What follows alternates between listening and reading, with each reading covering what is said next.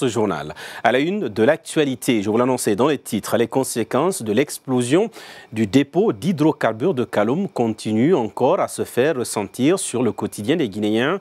6 jours après l'accident, dans un communiqué ce vendredi, le gouvernement a annoncé la reprise de l'approvisionnement en carburant sur l'ensemble du territoire national à partir de ce samedi rationné selon le quota suivant.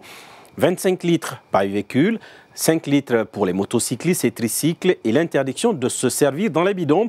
Au lendemain de l'annonce, c'était la ruée vers les stations-service et les stations visitées par notre équipe de reportage qui avait pour la plupart cessé de servir aux environs de midi. Le point avec Alseni Aïsouma et Mohamed Lamine Kaba.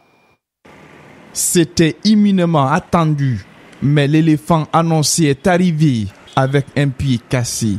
Il est midi à la station-service de Petit Simbaya, dans la commune de Ratoma. Les premiers clients servis sont déjà partis, mais le long fil d'attente est toujours perceptible et impressionnant. Nous sommes souffert, là, je jure. Ça fait 3 jours comme ça, on ne trouve pas l'essence. Ils refusent d'ouvrir l'essence. Donc on va avoir l'essence un peu. Lorsque je suis venu ici, j'ai trouvé des monde aussi garés derrière. Il y a une barrière là-bas et puis beaucoup de policiers là-bas. Je me dis pourquoi ils ne laissent pas les gens de faire le carburant? Parce qu'ils ont lancé le décret hier. Ils ont dit de mettre 5 litres par moto et 25 litres par voiture. Pourquoi? Je n'ai même pas trouvé les gens qui travaillent dans les stations là-bas, qui pompent. Même constat à la station-service de Koza. Dans cette crise du sauve-qui-peut, les motards sont visiblement les plus impactés. Certains sont là depuis 6 h du matin. Maintenant, au milieu de la journée, on nous dit que le carburant, c'est fini. Donc c'est incompréhensible. Je ne sais pas maintenant qu'est-ce qu'il faut. Dans ce genre de situation, s'ils ne sont pas prêts, ils ne doivent pas faire sortir les gens depuis 6 h du matin. Certains ne sont même pas bronchés les dents. Certains n'ont rien mangé jusqu'à maintenant. Là.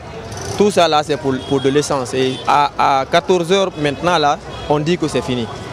Ils doivent essayer de voir une suite pour ne pas que cela continue. Parce que bien avant-hier, il y avait une grève, n'est-ce pas, à cause du carburant. Mais si on commence encore, on n'arrive pas à satisfaire les gens, donc ce n'est pas normal. Il faudrait que l'État s'implique dans ça et qu'on arrive à aider les gens pour ne pas qu'il y ait une pénurie.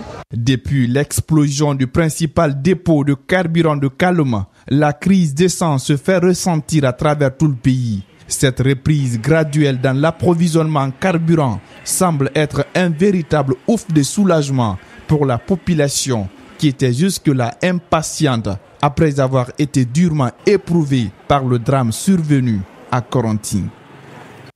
Et justement, avec la fermeture de certaines stations-service vers midi, qui a provoqué la colère de certains citoyens, ils ont qualifié cet acte de sabotage vis-à-vis du communiqué du gouvernement.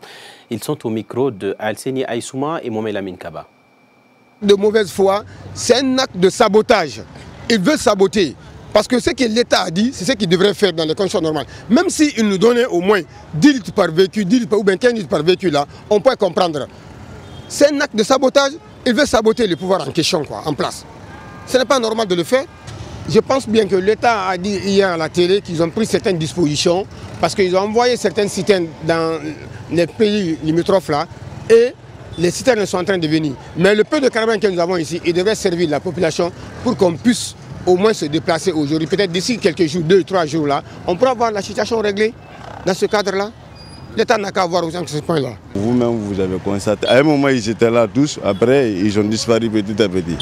Ouais, chez les gens, quand ils voient la presse, ils fuient, ils quittent pour ne pas s'exprimer parce qu'ils n'ont pas quoi dire. Je ne sais pas comment dire. Dans ma moto, il n'y a rien. Je n'ai rien. Je dois pousser tout de suite là pour aller à la maison. Pour attendre d'abord. Je dois effectuer des déplacements, mais je n'ai pas de carburant dans ma moto. C'est là le problème, quoi.